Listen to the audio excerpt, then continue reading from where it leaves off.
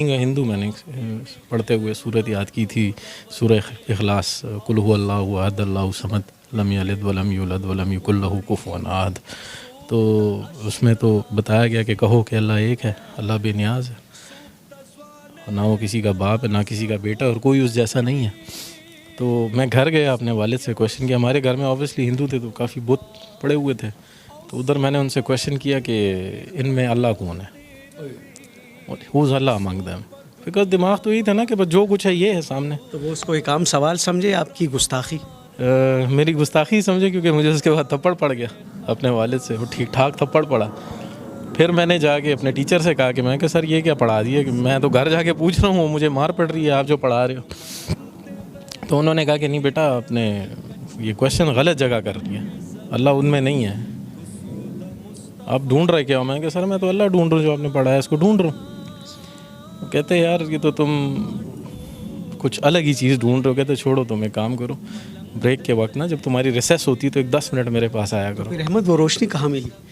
سر یہ روشنی جب میں میٹرک میں چلا گیا، تب مطلب میں اسلامیات میں اتنا تیز ہو گیا تھا کہ میرے جو کلاس فیلوز تھے وہ مجھ سے صورتوں کے آیتوں کے ترجمے پوچھے تھے پیپر کے اندر نا. آلموسٹ 2-3 کو تو میں نے خود ہی پیپر بھی کروا دیا تھا. تو بس اس وقت یہ روشنی مجھے نصیب ہو چکی تھی. پھر ہم یہاں سے کراچی موو ہوئے. کراچی میں میری ملاقات ہوئی مفتی طارق مسعود صاحب کے، ان کے جو بھائی ہیں وہ میرے فرینڈ ہیں. تو انہوں نے مجھے دعوت دی کہ بھئی آپ دین میں آؤ. میں کہا سر میں دین میں آؤں گا، لیکن جس طرح آپ لوگ دین میں اس طرح نہیں آنا ہے مجھے. مطلب ایک بندے کو پتہ ہے کہ دین کیا ہے اور وہ بیٹھ کے سب لوگوں کو بتا رہا، تو باقی لوگوں پہ فرض نہیں ہے کہ جانیں دین کو، انہیں پڑھیں دین کو. کیونکہ میں نے تو جب قرآن پڑھنا شروع کیا تھا تو اس میں جو پہلا ورڈ پڑھا تھا وہ تھا اقرا. پڑھو، اقرا باسم ربک الذی خلق، پڑھو. تو پڑھتے ہم نہیں ہیں، ہم سنتے زیادہ ہیں. ہم مفتیوں کو سن رہے ہیں، مولویوں کو سن رہے ہیں، لیکن پڑھ کتنا عرصہ ہوا ہے احمد؟ مجھے 5 سال ہوئے ہیں دین میں آئے ہوئے. کیا تکلیفیں جھیلیں، کیا مشکلات آئیں؟ تکلیفیں تو سر بہت زیادہ ہیں. مطلب وہ جو دین آپ لوگوں کو ملا ہے وہ آسان ہے، اور جو دین ہمیں ملا ہے وہ اسٹرگل ہے. مطلب اگر میں کویشچن کر لوں کہ آپ سے کویشچن کر لوں آپ نے دین کے لیے کیا کیا، تو آپ کے پاس اس کا کوئی جواب نہیں ہے. لیکن میں نے اپنی وائف چھوڑی ہے، میں نے گھر چھوڑا ہے، دولت چھوڑی ہے، جائیداد چھوڑی ہے، میں نے ایک نوکری چھوڑی ہے، وہ سٹی چھوڑا ہے جو پسند تھا مجھے. سب کچھ چھوڑ، تقریباً سب کو چھوڑ دیا. بس ٹوٹل جو دولت ہے وہ میرا بیٹا ہے موسیٰ. یہ بھی مسلمان. جی جی جی.